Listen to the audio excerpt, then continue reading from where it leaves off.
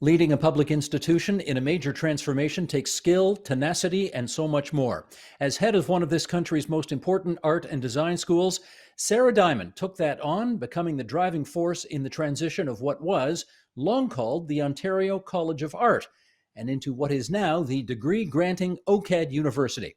As she prepares to leave her post, Sara Diamond joins us from the West Annex of the provincial capital to reflect on 15 memorable years as president. Madam President, how's it going?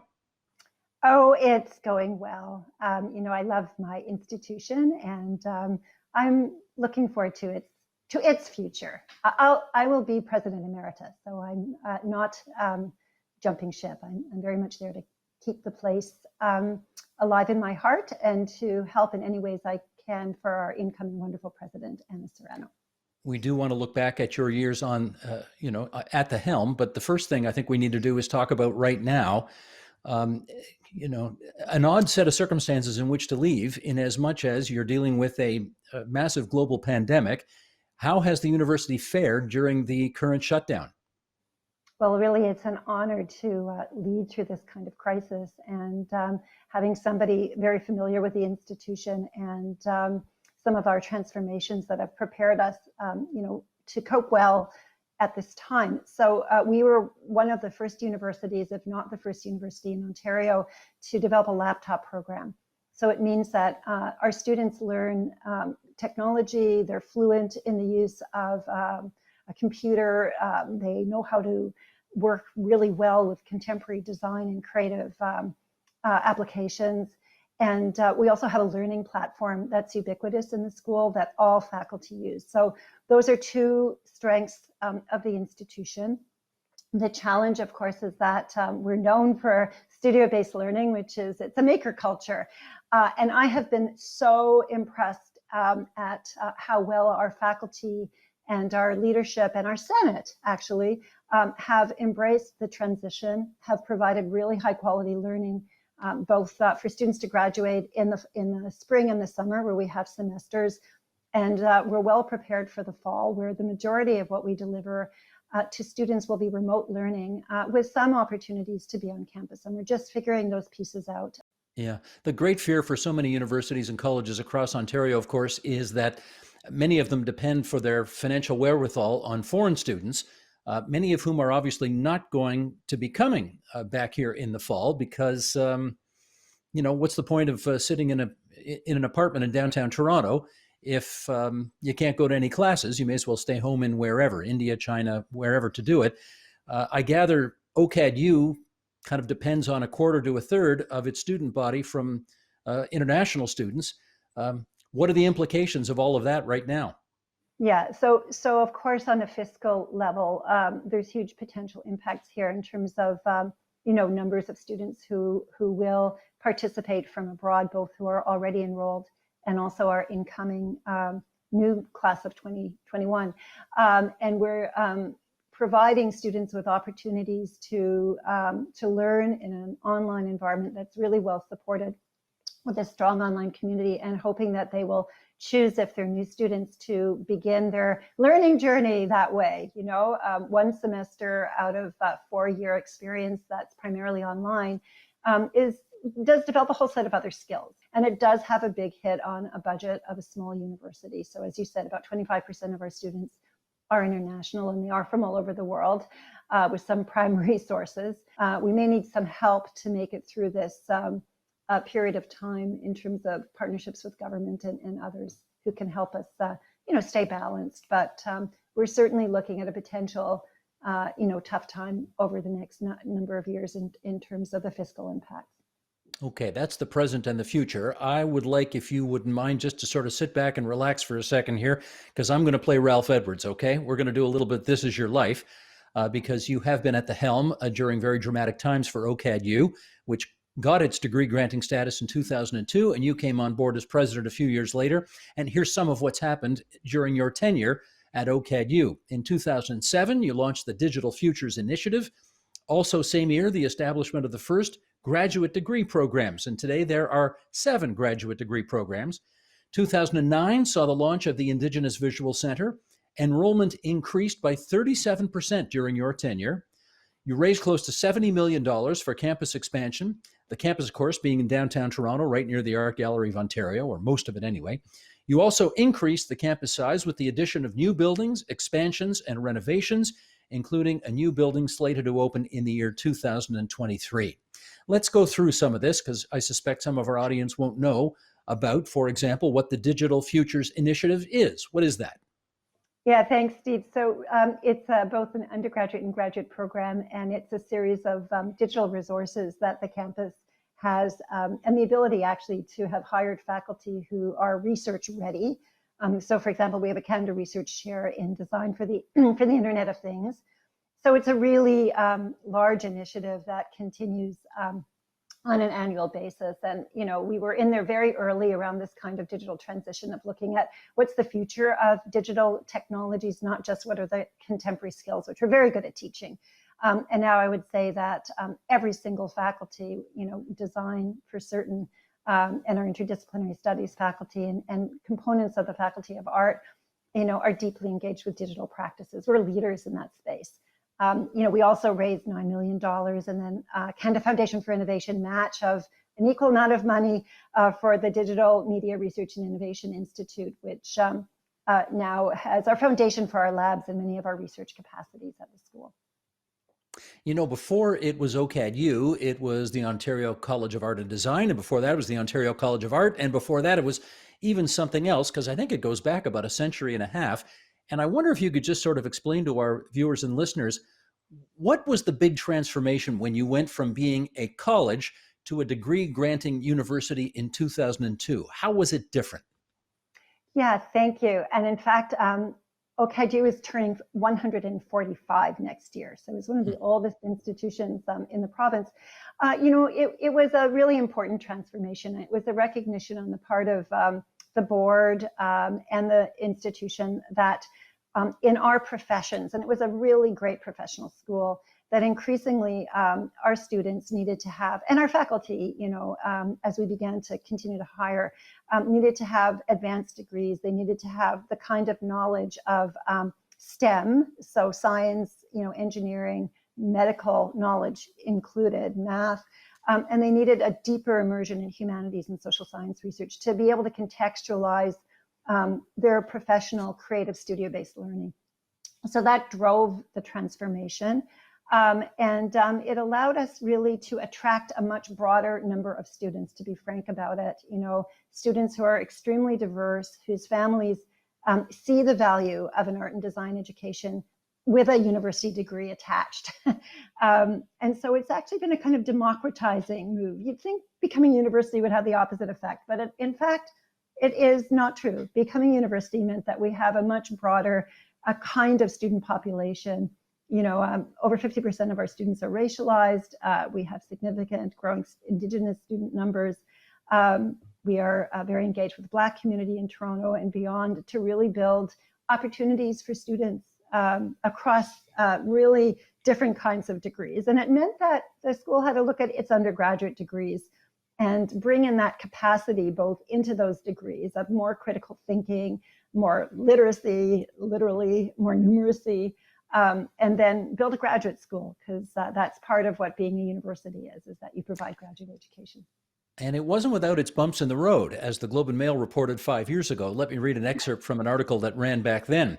In many ways, Sara Diamond was precisely the type of leader the newly minted OCAD U needed.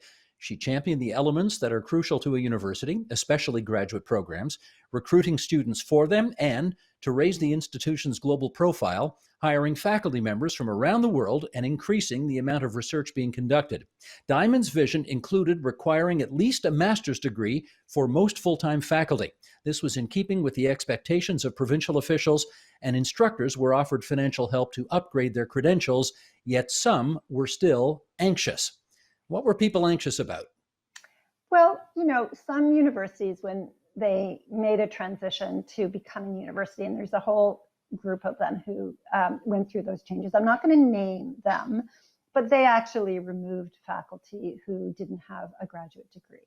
And it was a very clear decision on my part to not do that. My decision, you know, obviously supported by our board and our leadership, was to grow the student numbers in order to have enough money to hire other kinds of faculty. So we did hire faculty with graduate degrees and with doctoral degrees. And that has changed the nature of our faculty cohort in ways where we have a multi-generational cohort. We still hire people with exceptional professional knowledge, and we have, a sessional pool who also brings that in, who don't have those degrees. And it's a great strength of the university to have these kinds of differentiated teachers in our midst. It's great for the students. So the fear was unfounded, but rumors are rumors, and I think people looked at what other institutions had done, I think wrongly, and were afraid that I was going to do the same. I have a doctoral degree in computer science and engineering, so you could see that as like a super threat. It's not even a doctoral degree from art and design. Well, let me follow up on that, because of course some of your original critics were saying that you strayed too far from from the school's original mission, which was in effect to be an art school. And they wondered whether or not students could still get, quote unquote, an art education without having to do all that other, whatever you want to call it, theory work stuff, STEM stuff, etc. What do you think of that criticism? I think that OCAD University has done a really brilliant job. And actually, we're just in a process of, again, looking at what is studio-based education in the 21st century, a really great job at integrating other kinds of knowledge, more traditionally academic knowledge, but driven through studio-based practice and through knowing, you asked me about digital futures, and one of the great things about that program is that students learn like engineering, computation, algorithms. They learn it through making, and it becomes something they want to know, they need to know, because they're making something that's meaningful. And I think for that reason, we have more women in our heavily technology-driven programs than any other university. We have an industrial design program very similar to Carleton, for example. We just did a comparison, but the student demographic population is different. Their learning outcomes are the same, but they learn in a different way, and I'm very proud of that. So people were right to wonder, would we impose a traditional kind of engineering or computer science set of programs? We don't need to do that. Others do that. But we need to teach the same kinds of things because it's what contemporary knowledge needs. We're in the fourth industrial revolution, machine learning, AI. Designers have a phenomenal role to play in looking at that future and shaping it with a human lens. Mm-hmm. Now, once we're out of quarantine and able to walk around this city again and go downtown and look at a lot of what you have planned, people will be able to see some of the big changes on campus. And I guess one of the most transformational was the creation of the Sharp Center. How did that affect OCAD U's mission? Okay, so just to be very clear, I didn't lead that build. No, that came in a few years before you. Yeah, That's true. Fair enough. Ron Schubrook did. He did a fantastic job. I arrived in part because of that building. Well, in large part, to be honest. Both my interest in the university and that of a number of international faculty and other leaders was because of this adventurous, brilliant, wacky, creative building, which epitomized the idea of imagination driving creativity and other disciplines, and the way it kind of signaled Toronto as really a creative city that was dynamic and brave. And which every time I look at it, I wonder how it doesn't fall down. Because it's a great joke about how great engineering and great design, really go together. So it kind of epitomizes those changes. So I think it's been a draw in terms of our student population. I think people have noticed the institution because of it. It kind of became an impetus for us to be able to raise other kinds of money for other kinds of buildings, to be honest. Nobody gets to tick off every box on their agenda when they get to a job. So I want to know, what did you not get done that you really wanted to get done? Well, I wish that our new building that we've been planning for a long time, and we received funding from the provincial government in 2016, was complete.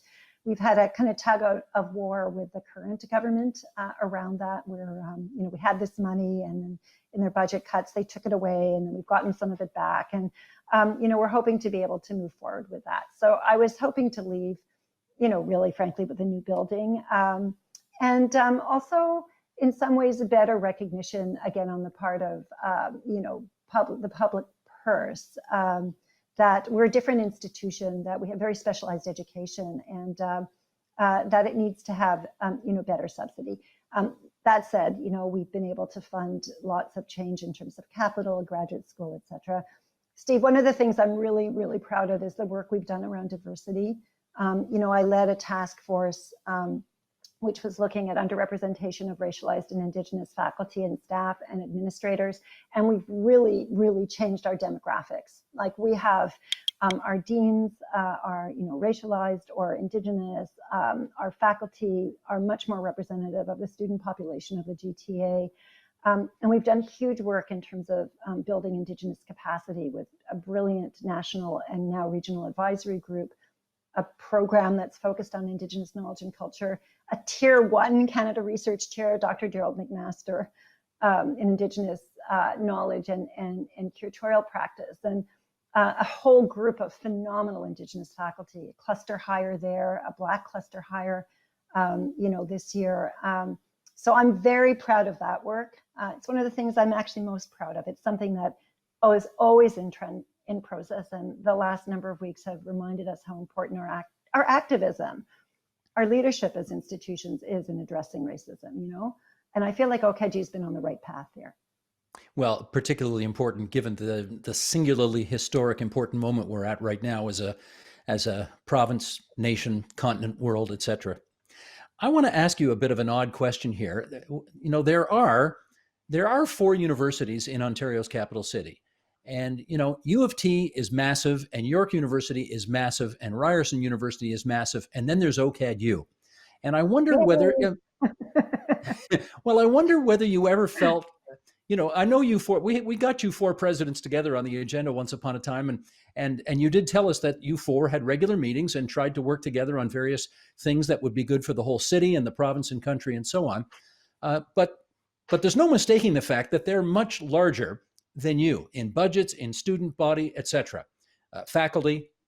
I wonder how you dealt with the fact that it might be natural for them, for the other institutions, to sort of look at OCAD U as the sort of poor second cousin of the 4 of you. How'd you deal with that? Well, I think I've been able to make a difference there, in part because I'm very active within the Council of Ontario Universities. I'm actually the vice chair of it right now.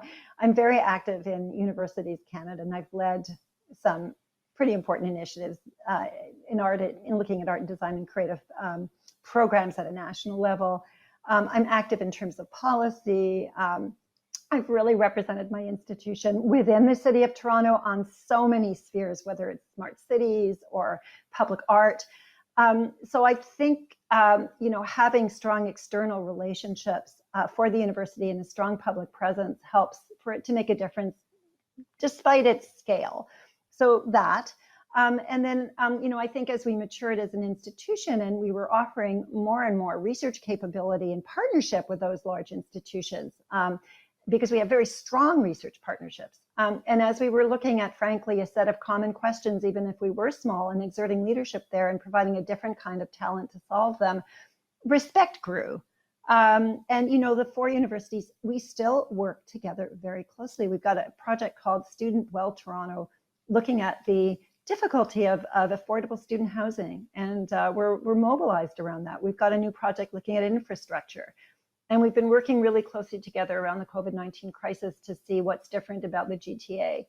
And small in our world, in a university context, having close to 5,000 students is small. In an art and design school context, we're one of the largest art and design schools in the world, right? So small but mighty.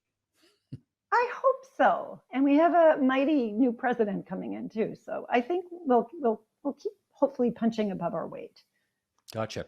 We got a couple minutes left here, and I want to touch on 2 more things. You and I've talked numerous times over the years, and I've always wanted to ask you this, and I don't think I ever have. And that is, you're originally from New York City. You're a kid of the Bronx once upon a time, although I know you came to Toronto as a young kid and you grew up here. But presumably you always had that option at some point to go back to the United States and run an institution there had you wanted to. How come you never did? So, fair question. I'm still connected to UCLA. I've got a lifetime professorship there. I have been headhunted a lot into the US. And at a point in time, it was very appealing to think about that. But I've chosen to stay all in every point where those kinds of options came up. I just have chosen to stay in Canada in the last number of years at OCAD U because the mission wasn't finished, the transition. And then more recently, I think it's very hard to run an institution in the US right now for many reasons. I think the US is in a tragic moment, frankly. And I'm a New Yorker, at some deep core level. I'm still a New Yorker from the Bronx. I hear you. Although you've lost the accent, that's great. Oh, I can put it on. It comes back, let me tell you. I bet. Tell me this, just finally, before all of this started, meaning your academic career, you were an artist. And I wonder, now that your presidency is about to come to an end, do you go back to becoming an artist again? So I migrated from being an artist to a data visualization researcher, and I'm really hardcore in that world. Like I have a lab with other colleagues that I've helped create at OCAD University, and the capacity for research grants. And I've taken that visual knowledge into something more instrumental, which is helping people at both a global and at a kind of citizen level understand data in a big data world. And I'm passionately committed to that. Can you imagine going back into the classroom and teaching? Yes. I'm not going to do that right away. I need a little rest. But I will go back and I will teach. And, I have graduate students I supervise. I'm really looking forward to teaching. I used to love it. And I will thrive back in the classroom as well as in the lab and the studio. Well, as they say, you've had a hell of a run. So we wish you well with whatever comes next. And we thank you for coming on to TVO tonight and talking about your illustrious career. And it's been lovely chatting with you again, Steve. Best of luck with everything. Thank you. To you too. The Agenda with Steve Paikin is brought to you by the Chartered Professional Accountants of Ontario. CPA Ontario is a regulator, an educator, a thought leader, and an advocate. We protect the public. We advance our profession. We guide our CPAs. We are CPA Ontario. And by viewers like you. Thank you.